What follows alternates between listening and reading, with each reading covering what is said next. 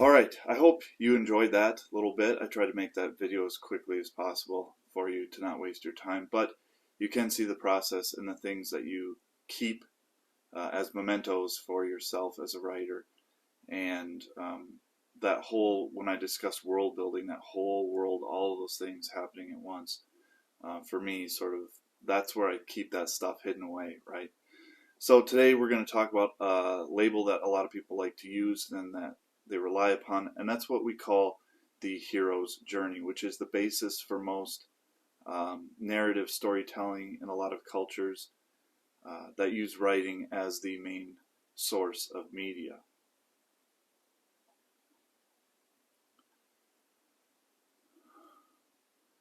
Again, this is a rough sort of outline of ideas that are not all my own. I have to give credit to other people with these things, but a lot of these things have been changed, have been amended for my own personal understanding.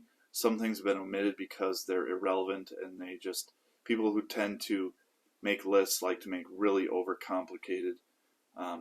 complicated lists, and it's frustrating. But I wanted to make something that was accessible and simple enough for people to sort of understand the basics, but then take it to the next level for those who want to achieve this idea of becoming a better writer. I'm sure there are suggestions that you could offer here and there, and that's fine. You can leave those in the comments. I've seen responses to videos like this, and it's, well, you did this wrong and you should have done this. Keep that to yourself. But again, use this for yourself. This is a tool for you. So again, like I mentioned earlier, this is the most accessible way to explain this sort of narrative approach and the structure of storytelling. Now, I said structure, not formula. Keep that in mind. Another thing to also consider is that we need to remember that characters in a story are not real people. So the first explanation is sort of this, circle, because that's the easiest image, the easiest symbol for people to grasp, because it does mention a return, right? A revolution means a return to something. And it's comprised of four main sections, and we call this the hero's journey, where there is essentially a disruption to the status quo in the real world. There's a decision to take action to solve this problem. There's a transformation that takes place, and then there is the return to that natural state, that natural status quo of the real world. And that's level one interpretation, but I'm trying to get us to further levels than that. I want you to think about this beyond just superficial analysis, because it will help you sort of understand the process in much greater detail. So there's this disruption to the status quo often in storytelling. We like to call it adventure, right? It takes the protagonist out of their comfort zone of the real world, of routine, to a space where they have to make a decision, right? And we call this the threshold. I like to call it liminality. That's another sort of $10 word, I've been told, where it's a space between, right? You're either going to make a decision or you're not. And that time you spend, ruminating about it, that's the space, that's the liminal space, right? Doorways are a liminal space. You can either walk through them or not.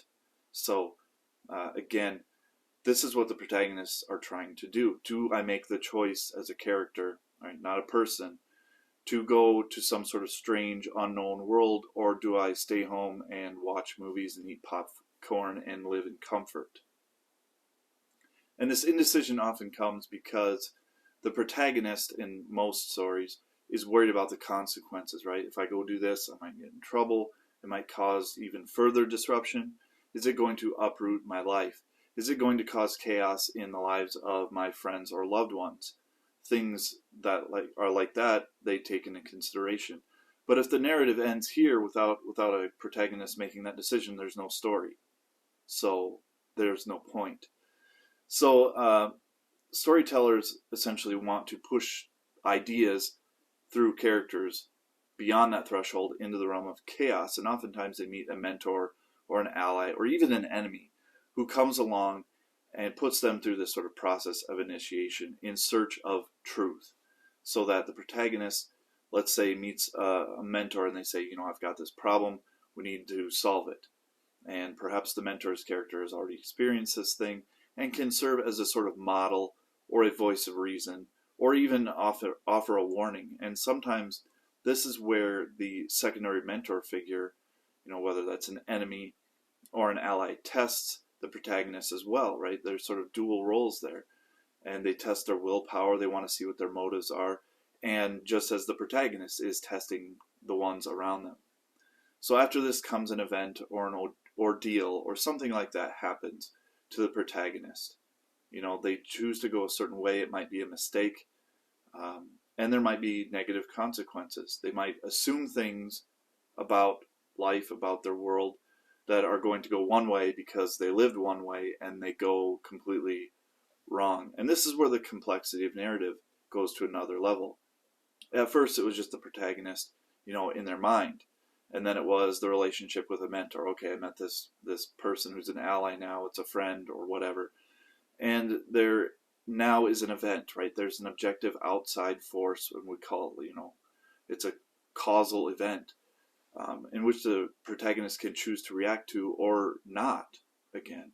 And if they don't react to the situation once more, the story ends. So during this event, we see the characters sort of undergo transformation in their pursuit of an objective truth. Sometimes it's good, sometimes it's bad.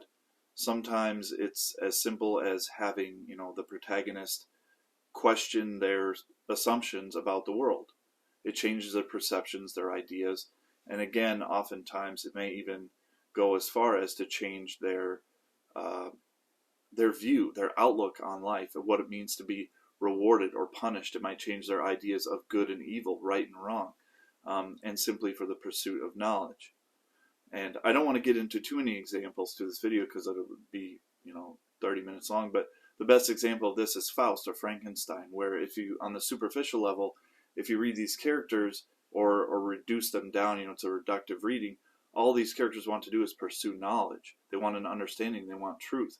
But then when you realize that their motivations are selfish and their purpose seems to be, self-elevation, they want to be godlike, that's what causes those characters the results, the consequences, their punishment. So after this evolution, I guess we could call it, the protagonist, returns to the safety of the natural world. There's a return. They arrive perhaps at home, having performed these acts of, there could be various things, atonement, supplication, contrition, realization, and in some cases, epiphany or even enlightenment.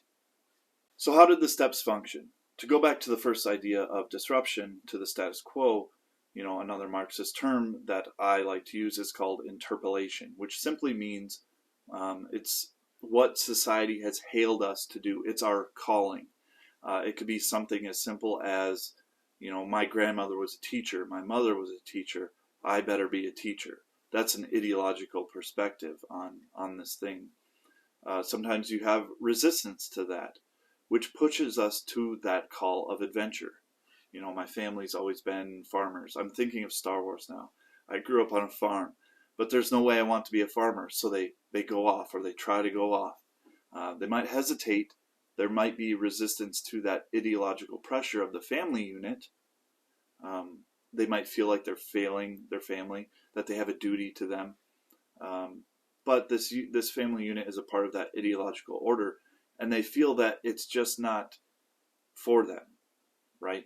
And so they finally go, as the narrative does, they choose to go away. And so when they do meet perhaps this mentor figure, they go, I'm still stuck on Star Wars and thinking, well, this is Obi-Wan Kenobi, obviously.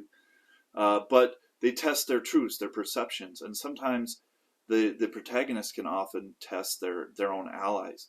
Why is this person here? What are their motivations? Are they sincere? Are they genuine? At this point of initiation, their decision-making outweighs their overthinking of the consequences and of the problem.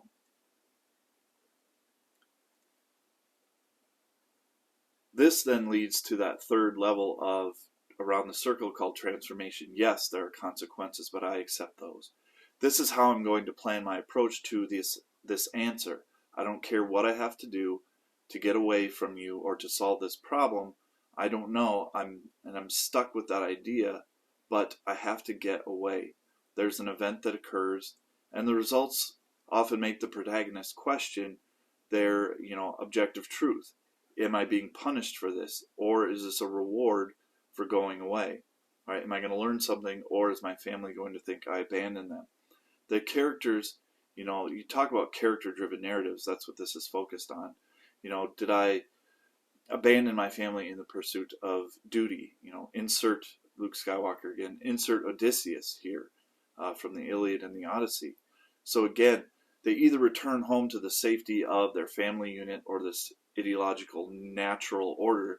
They realize things that are going on around them, and they have this sort of self-awareness, self-actualization. They accept it, or they deny the consequences of what they've done, of what they've chosen. And again, these changes that are brought about by enlightenment or are often things like atonement or making amends. The biggest question is at this point then, to whom do I owe? When I talk about Odysseus, when he returns home from the Trojan War, he has to make amends for being gone so long, because it's his duty to become king and perform that role, until you read Tennyson's poem and you realize Tennyson takes this character and completely flips it around and says, I'm out. You can take this duty and shove it. I don't want this crown. I don't want any of this thing, but I'm out of here. And that's why I love teaching that poem at the university, because it got students to question, to whom do I owe? Is it a sense of loyalty? Is it a sense of family? And these are a lot heavier questions that go beyond mere storytelling, right? If you take them outside of the classroom. And I could go days and days, more examples, but we're not here to do that, right? We have the basics. But keep in mind that this isn't a formula. It's not a math problem where you can just plug in different numbers and find different answers. Okay? These are tools that are unique to your perception, what you want to use them for, just as your stories are to you as a writer. So again, feel free to pick and choose what you want, what you think is good, what you think would help you. Ignore things, adapt, because that's the whole point. As a writer, you're on your own hero's journey just to find some sort of realization about yourself and your abilities. So I always say, who's to say? Who's to say you can't go take this journey to develop as a writer, to find the tools yourself, to make mistakes, and to learn from them, and to understand your own motivations in this process. Like or subscribe, either way it's not going to affect me. I just hope you got something relevant out of this that you can help in your own writer's journey. Cheers.